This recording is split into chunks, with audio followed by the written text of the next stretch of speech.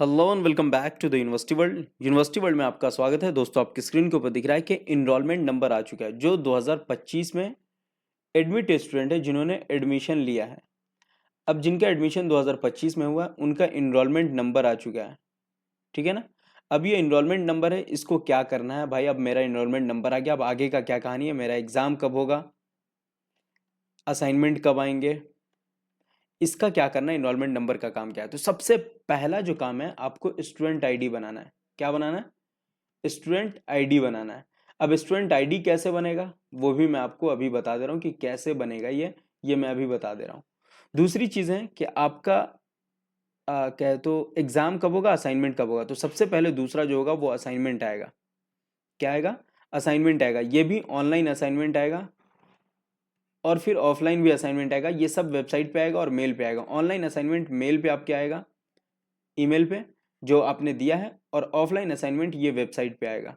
ये मैं क्लियर कर दे रहा हूँ। असाइनमेंट कैसे चेक करना है वो भी मैं आपको बता दूंगा। अभी आपको असाइनमेंट चेक करके मैं बता दूंगा कि असाइनमेंट कैसे आएगा। एग्जाम जो होगा असाइनमेंट के जस्ट बाद होगा। ये मार्च में एग्जाम होगा आपका, और असाइनमेंट आपका फैब में आ जाएगा। ये आप क्लियर रहें कि फैब तक आपका असाइनमेंट आ जाएगा, मार्च में आपका एग्जाम हो जाएगा। फर्स्ट सेम की बात कर रहा हूँ मैं, फर्स्ट सेम जो 2025 में लिए है।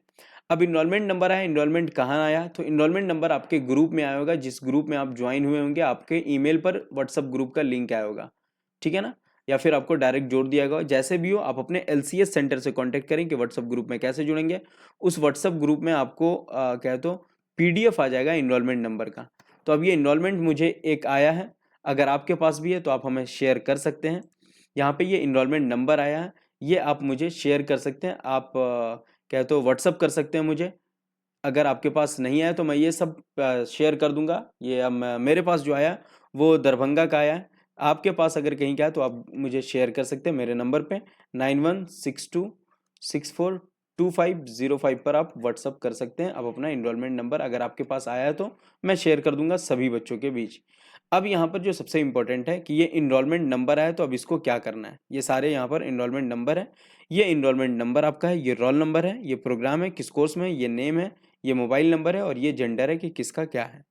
अब यहाँ पर आप देखेंगे मास्टर ऑफ अरबिक में जत हुमैरा है, साबिर हुसैन है, एमडी आतिफ है, रहमतुल्लाह है, रईदा है, मुफ्ताहुल है, इम्तियाज़ है, सालिक नियाज है। यहाँ पर ये master of arts Arabic English ये सारे नाम आ रहे हैं यहाँ पर। अब इनको क्या करना है, फीमेल है, मेल है, मेल है, तो अब इनको क्या करना है, ये सारे इनरोलमेंट नंबर सभी के आ चुके हैं। और टोटल नंबर ऑफ स्टूडेंट जो है यहाँ पर आप देखेंगे सभी कोर्सेज के मिला करके, ये सिर्फ एक एलसीएस सेंटर का है जिसमें 433 स्टूडेंट है।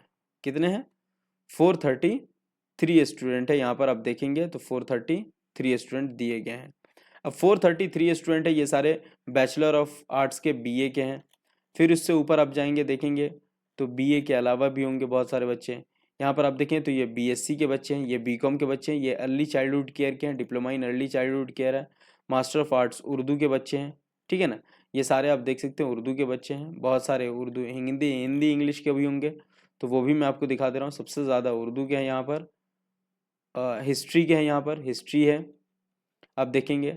इसके अलावा यहाँ पर आप देखें तो इस्लामिक स्टडीज़ है, फिर हिंदी है। तो ये सारे स्टूडेंट हैं। अब इनका करना क्या है? तो सबसे पहले गूगल क्रोम ओपन कर लेना है। ठीक है।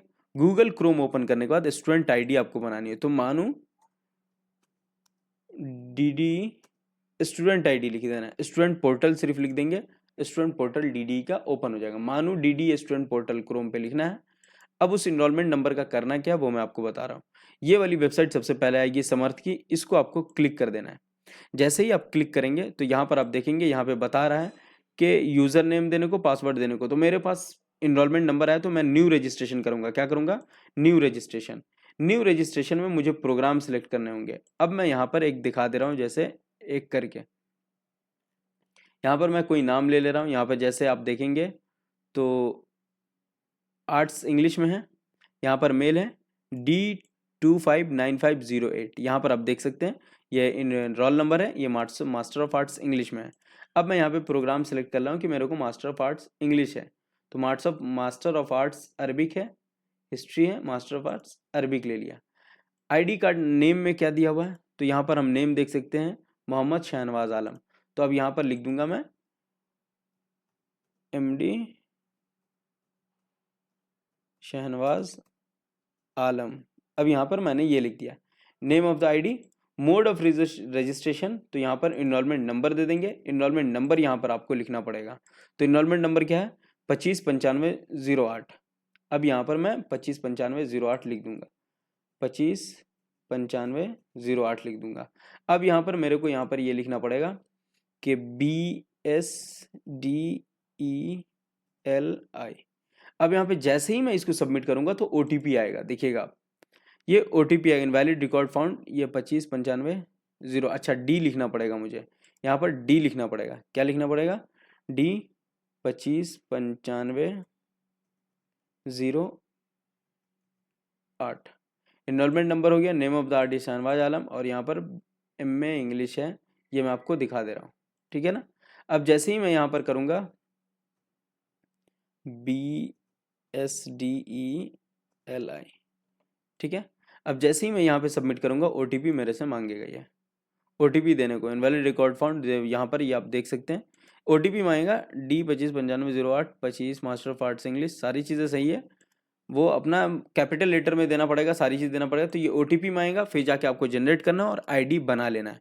ID बनाने के बाद आपका जो नेक्स्ट ईयर का रजिस्ट्रेशन होगा, नेक्स्ट ID बनाना इसलिए ज़रूरी है कि ID बनाने के बाद नेक्स्ट ईयर का रजिस्ट्रेशन जो होगा वो एडमिट कार्ड आपका उसी ID पे आएगा, एडमिट कार्ड हो, रजिस्ट्रेशन हो, ठीक है ना, सारी चीज़ें उसी स्टूडेंट ID से ही चलेगी, आपका सर्टिफिकेट सब कुछ उसी से चलेगा।